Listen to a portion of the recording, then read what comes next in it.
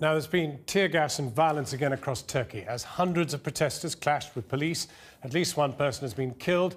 The dissent has rapidly spread into a mass protest against the Prime Minister Tayyip Erdogan, who blamed the violence on extremists and rejected any comparison with the Arab Spring.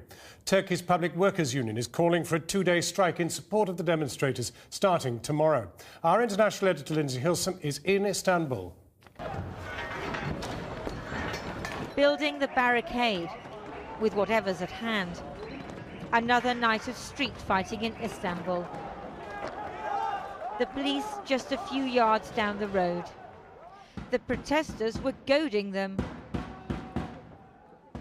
and lobbing back the tear gas canisters.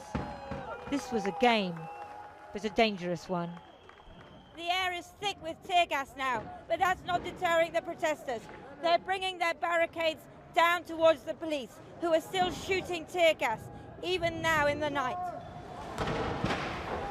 And at that point, tear gas engulfed the protesters and they fled. Scarves and paper face masks were inadequate. It was unbearable without a proper gas mask. Some were overcome by the fumes. Several hundred have been injured. One reported killed, and more than 1,000 arrested.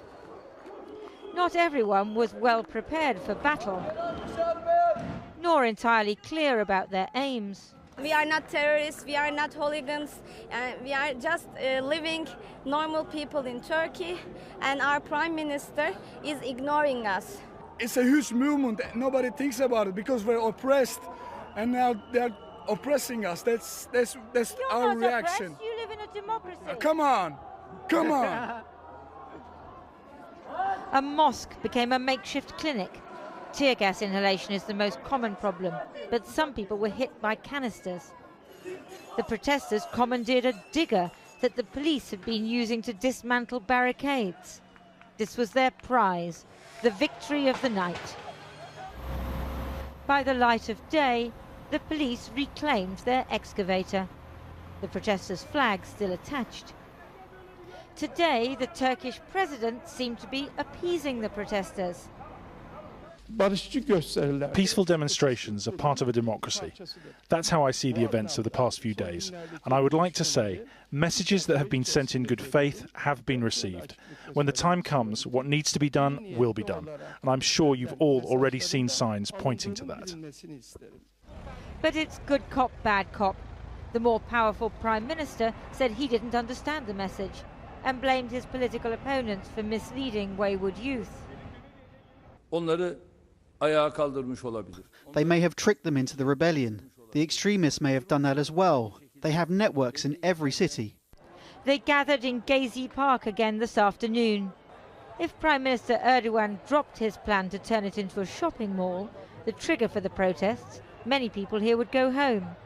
But he says he won't. And now he's gone abroad on a 4-day trip to show just how little he cares. Lindsay Hilsum, Channel 4 News, Istanbul. Well, now, continuingly difficult conditions in Taksim Square. Lindsay Hilsum is there, and she has with her a protester with her who I see has a gas mask. She doesn't, but let's go right now. Lindsay Hilsum in Taksim Square. John, it's been a pretty chaotic scene over the last half hour or so. I'm in Taksim Square.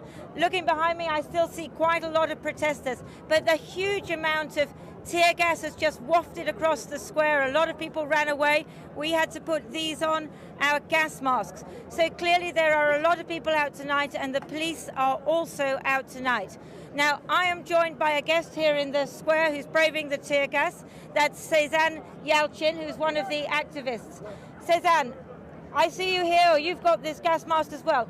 Is this not putting you off from protesting?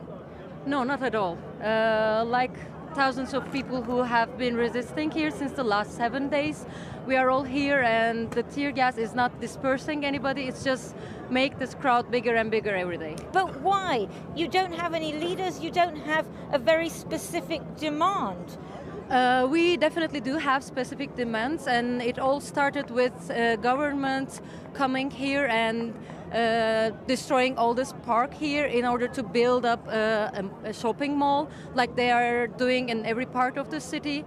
But But it's something bigger than that now, isn't it? It is totally bigger than that because it's like the accumulation of a lot of things happening. All this gentrification, all this destruction of the city, and the living areas for ordinary people are being taken away by people. Why such anger? That's a town planning issue.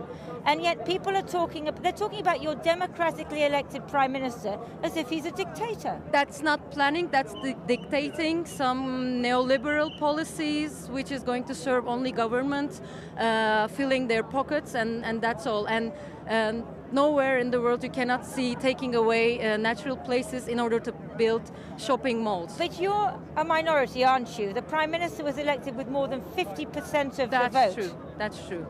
That's true, but his discourse have been changing a lot since the last 11 years, since his first election. His discourse keeps changing, and what he's doing, he's like using people's desperateness in order to just with his patronage policies, he's like offering people and a lot of... And the Islamicization, is that a problem for you? It is definitely a problem for me, but here, like, media should also cover that there are a lot of Muslim people here who are resisting government's policies because this is not serving people, this is just making some part of the society getting richer and richer. But why not go through the democratic process, vote him out next time? You have the chance. The thing is that all these legal regulations that they are doing, they're all using very illegal processes. In order to make such a change in a city, you have to have a lot of longer process of communication with people, looking for a consensus, which they are not doing. And democratization and democracy, you cannot just limit it to voting. This is what government is trying to do. Thank you very much indeed for joining us through the tear gas. Back to you in London, John. Lindsay Hilsum and her guest there in Taksim Square, very neatly illustrating the very profound difference between Taksim Square and Tahrir Square when the Arab Spring began.